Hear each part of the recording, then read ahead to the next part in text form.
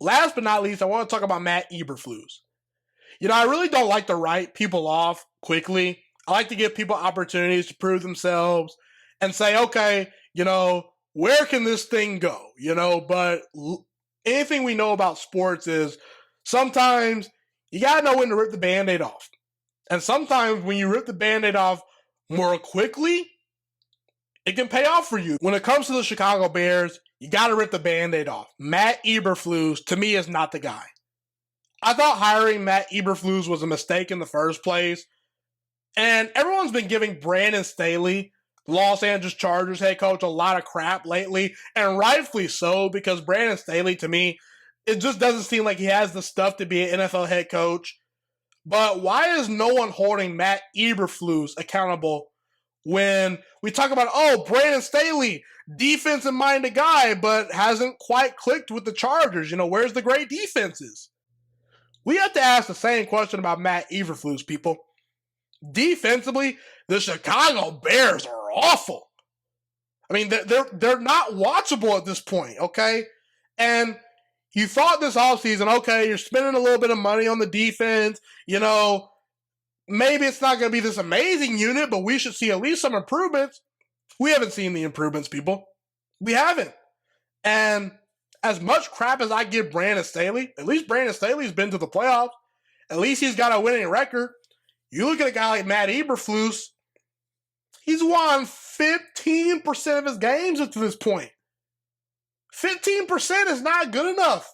And I don't think that number is going to improve anytime soon because I don't really see much hope for the Chicago Bears. I really don't.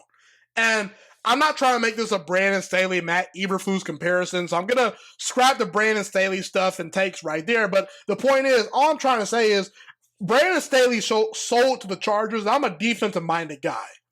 So when you're selling to me, you're a defensive-minded guy, I expect your defense to be excellent. You look at Robert Saleh. He told the Jets, I'm a defensive-minded head coach. So far, so good. The defense has been pretty darn good with Robert Saleh manning the ship.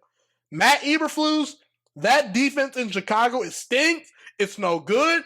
And there's major questions I have. There's improvements that need to be made. And I think Matt Eberflus was part of the problem because he was supposed to plug these holes up, and the holes are still leaking. And you look at Justin Fields, okay? This is a guy the Chicago Bears traded up for in the draft. And listen, I was a big Justin Fields fan at Ohio State when he was there. I felt that, the talent was just so eye-popping. I was like, okay, Chicago hit a home run here. It's a very talented quarterback that they can invest in for the future. He should be able to potentially be the guy that can be the right guy for Chicago going forward. Here's the thing, people. It hasn't really looked all that great with Justin Fields, but I will say this. Justin Fields, to me, it seems like he needs an offensive-minded head coach. And the Bears, they went the route of a defensive-minded head coach. Now, I don't know if they're going to keep Justin Fields as their quarterback for another year or two because the Bears might have the first overall pick again this season. But let's say Justin Fields shows us enough going forward that you can invest in him. Don't you think you owe it to the guy to see what it looks like with an offensive-minded head coach? Because it just seems like Matt Eberflus, there's no juice with his defenses, so why do I have room for him? Justin Fields is supposed to be the guy that we're invested in for the long term. So I need to find a way to get the most out of Justin Fields. If you save Justin Fields' career, more than likely, there will be a trickle-down positive effect on your franchise because if you get the most out of your quarterback, it's going to elevate the offensive line, the wide receivers. You're going to score more points. You're going to win more games. So I think even though Justin Fields has left a lot to be desired on the football field, he has not truly progressed as a thrower of the football like a lot of people thought he was going to up to this point.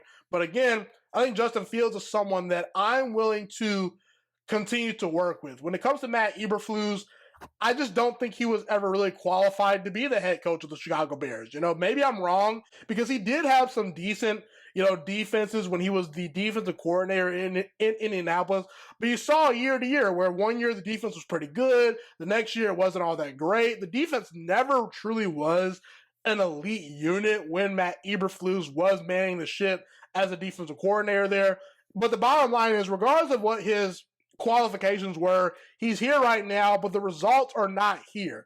This guy is winning not even 20% of his games. You might have the first overall pick again this year.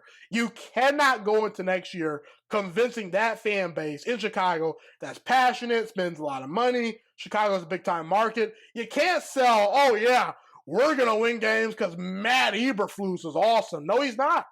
We've seen this. He's not that great. And I think the Chicago Bears, they made a mistake hiring him. So the best way to pivot towards a positive direction is to rip the Band-Aid off as quickly as possible. Sometimes you just got to say, okay, we whiffed. Okay, let's move on. Let's try to move on, mend this ship right here, and get things going a lot better. And I think the best way the Chicago Bears can do that is finding an offensive-minded head coach that can get the most out of Justin Fields and getting rid of Matt Eberflus, because I just don't think that he has the upside to be a great head coach. I don't know if the locker room even really trusts him anymore, because that effort that they showed versus Kansas City, I know Kansas City is the defending Super Bowl champions, but it was a piss-poor effort on the Chicago Bears' part, and you can sometimes see based on lack of effort, some guys just are, they bail on the head coach, and I think that in Chicago, a lot of people are bailing on Matt Eberflus, and rightfully so. And again, I take no pleasure in saying this because Matt Eberflus, I never want a guy to fail. He's a guy that comes from Ohio. I'm a graduate of the University of Toledo. This guy is born in Toledo, Ohio. Ohio is dear to his heart, just like Ohio is dear to my heart. I don't want Matt Eberflus to fail, but again, I have to call it a spade and call it like it is. I don't think Matt Eberflus is the answer for the Chicago Bears. And I think the Chicago Bears made a mistake hiring him in the first place, and they should rip the Band-Aid off to try to save Justin Fields and get that franchise going in a positive direction.